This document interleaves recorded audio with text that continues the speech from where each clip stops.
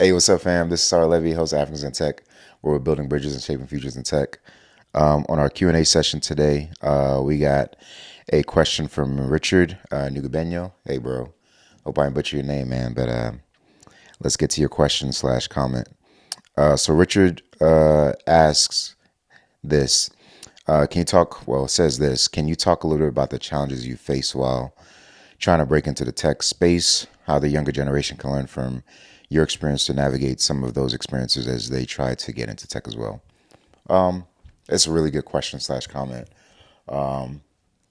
So it's hard to say, right? Because tech has changed so daggone much, man. A lot of the things that I faced, you all don't face, but a lot of stuff that those of you who are trying to get in tech space or who are newly entering tech space, you face a lot more challenges than I would say than I did.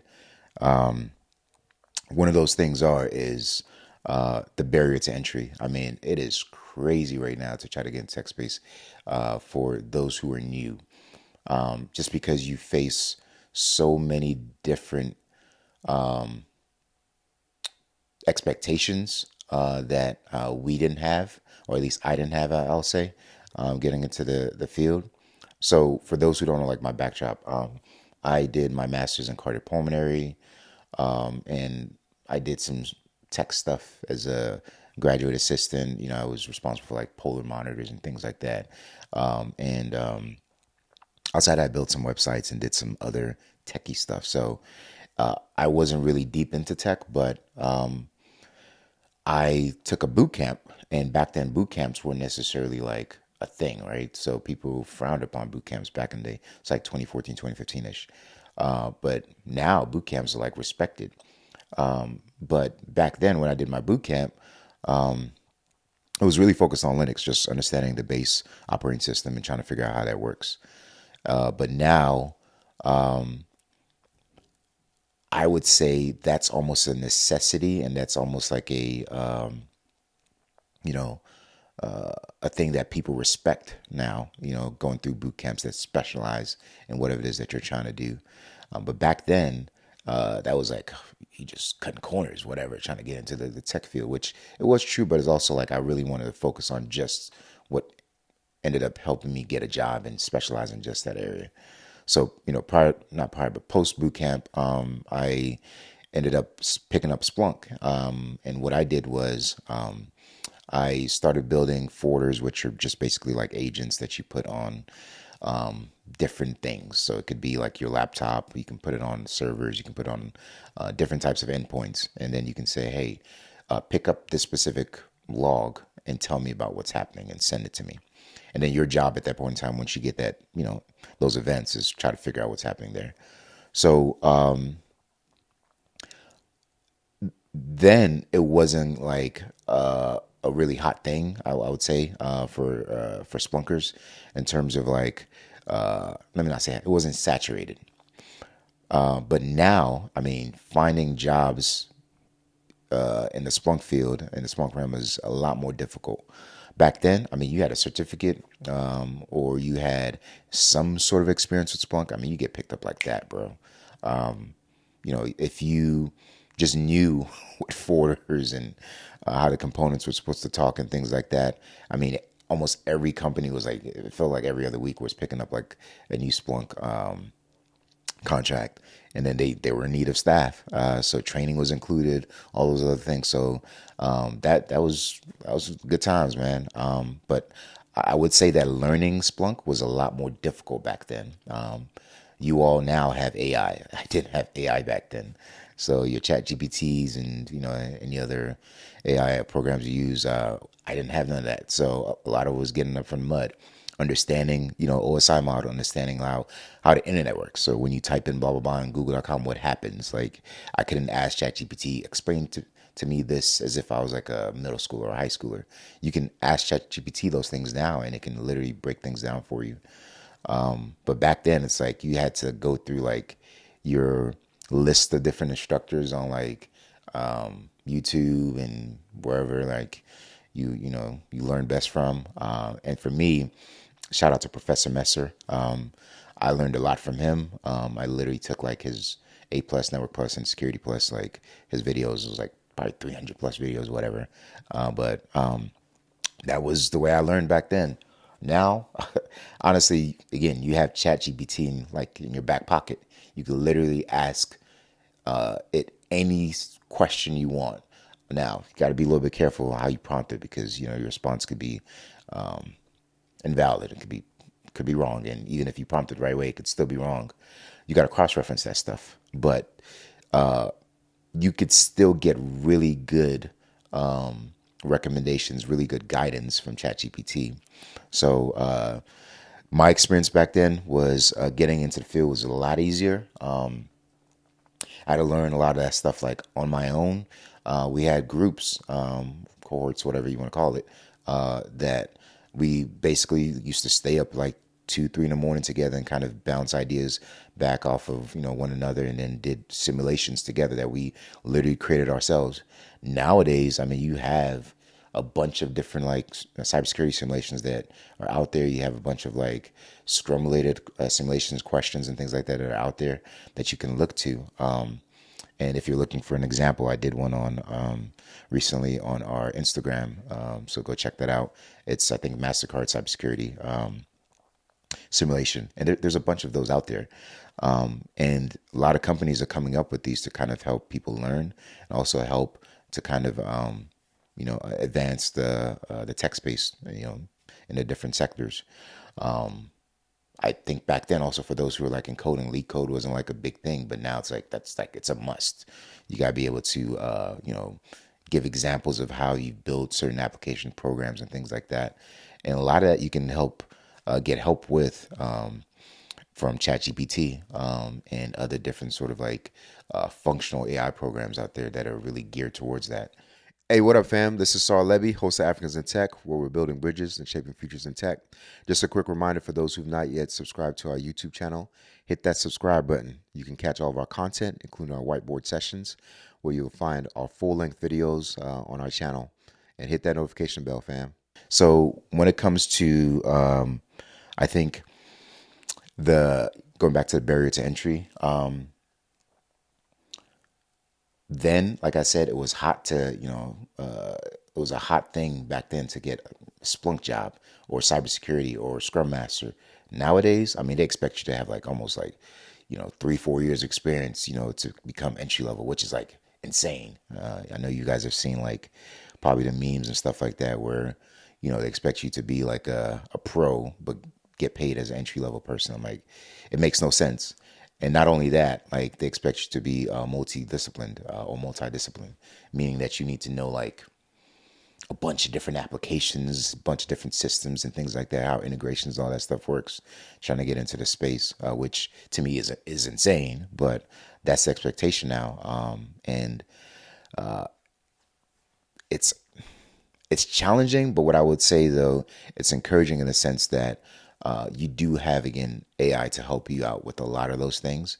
You just one of the things that I would encourage you to do and others as well is look at how you can prompt ChatGPT the right way. Like literally spend an hour, 2 hours on YouTube, figure out like right prompt engineering terms and ways to kind of be a ChatGPT expert. And you can learn how to do anything in the tech space really fast, depending on how you prompt it. You can even ask it to give you, a certain questions, and you can answer those questions, and it can review your answers.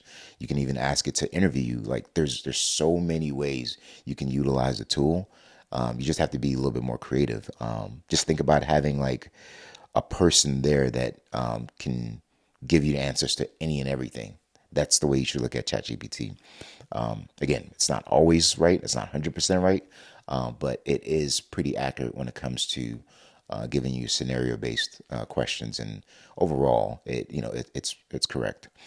I guess the last thing I'll say in terms of another word of encouragement. We didn't have a lot of remote opportunities back then, with the onset of COVID and, other companies willing to now go remote. You have a lot more flexibility now. So don't limit yourself when it comes to looking at companies that are hiring. I mean, look globally, like literally look globally.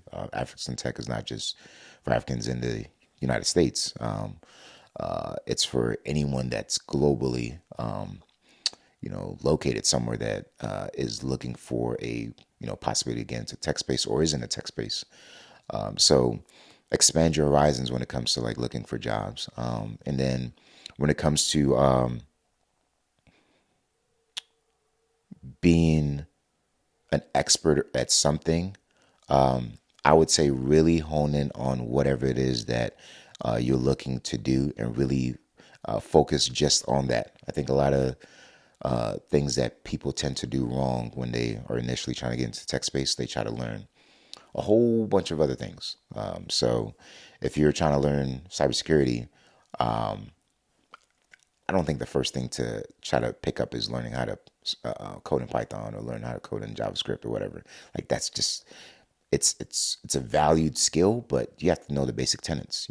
Understand TCP/IP protocol, understand how DNS works, understand just basic like securing your laptop, understand how people think, how criminals think, like just some of those basic things. Like those are things that are a lot more, I think, valuable than just like picking up a whole bunch of different skill sets, but you don't know how to utilize those in the workforce. And then get a mentor. If you don't have a mentor, really look at getting one. I think, gosh, she's gonna kill me. We had a guest on, like one of our first guests on our pod. She had mentioned that she had gotten her mentors from Twitter, and then also just by literally DMing people. Wama. Oh, thanks, bro. Yeah, yeah. So, Wama had got like guests, not guests, but gotten mentors literally from like LinkedIn and also from like Twitter by just literally DMing people and say, I'm really interested in what you're doing. And I really, would like to learn more about that or how you got into that space and just kind of making things more professionally based, but shooting her shot. Sometimes she got responses, sometimes she didn't. But at the end of the day, you shoot your shot out there, and then there are people that are going to be willing to kind of respond to you. As long as it's not a thing of like, hey, spend 20 hours with me, per week or 40 hours with me per week to do X, Y, Z. It's just like, hey, if I have any questions as I'm doing the work myself, is it okay for me to reach out to you from time to time? Not literally like every single day, not literally every single hour. You got to respect the person's time. But as you research things and as you literally like dive into it and using ChatGPT, Google, maybe documentation, if you run into things that don't quite make sense, yeah, then you reach out to that person. But at the end of the day, it's both of you working together or you and however many individuals working together to kind of get you up to speed, to be a valuable asset in the workforce. So yeah, definitely reach out to people. And then Joe Otago has said this in another one of the pods. He said that hard work has literally gotten him jobs, and I'm a testament to that, as well as many others that I've known are a testament to that. Nothing beats hard work, from my experience. Others may say something different, but for me, like literally diving in and trying to learn as much as you can about certain things and doing simulations, like hands-on simulations, there's nothing that literally beats that when it comes to trying to break into the workforce.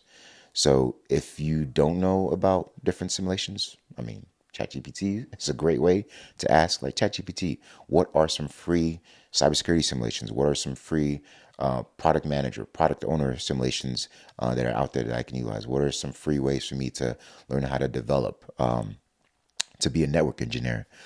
So there's so many different opportunities and different sort of like ways to kind of level up. And you don't necessarily need to be the one that goes through Google now through millions of different like programs. You can literally ask ChatGPT, give me the top 5, give me a top 10, and it can give you those answers.